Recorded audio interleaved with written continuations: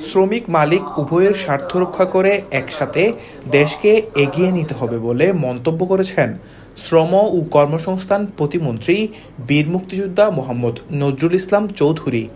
বৃহস্পতিবার সকালে কক্সবাজারে তথ্য অধিকার বিষয়ে গণসচেতনতা সৃষ্টির লক্ষ্যে দিনব্যাপী এক প্রশিক্ষণ কর্মসূচির আয়োজনে মন্ত্রী একথা বলেন। শ্রমিকদের স্বার্থ বেশি দেখি, আমরা মালিকদের স্বার্থ একটু কম দেখব। এমন না যে একদম দেখবো না, মালিকদের শুধু শ্রমিকদের দেখবো এমন না।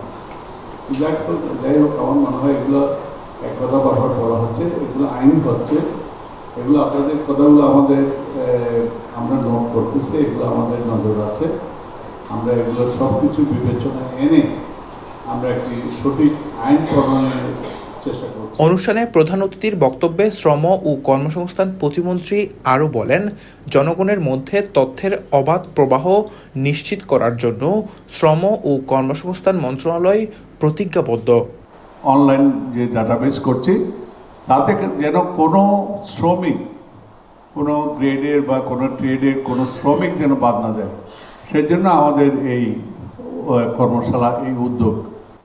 শ্রম ও কর্মসংস্থান মন্ত্রণালয়ের সচিব মোহাম্মদ মাহবুব হুসেনের সভাপতিত্বে অনুষ্ঠানে শ্রম ও কর্মসংস্থান মন্ত্রণালয়, কলকারখানা ও প্রতিষ্ঠান পরিদর্শন অধিদপ্তর এবং শ্রম অধিদপ্তরের কর্মকর্তা, সাংবাদিক ও নাগরিক সমাজের প্রতিনিধিরা উপস্থিত ছিলেন। তথ্য অধিকার আইন ও বিধিমালা, তথ্য প্রাপ্তির আবেদন ও আপিল আবেদন পদ্ধতি এবং দায়িত্বপ্রাপ্ত কর্মকর্তা ও আবেদনকারীর করণীয় বিষয়ে প্রশিক্ষণে আলোচনা করা হয়।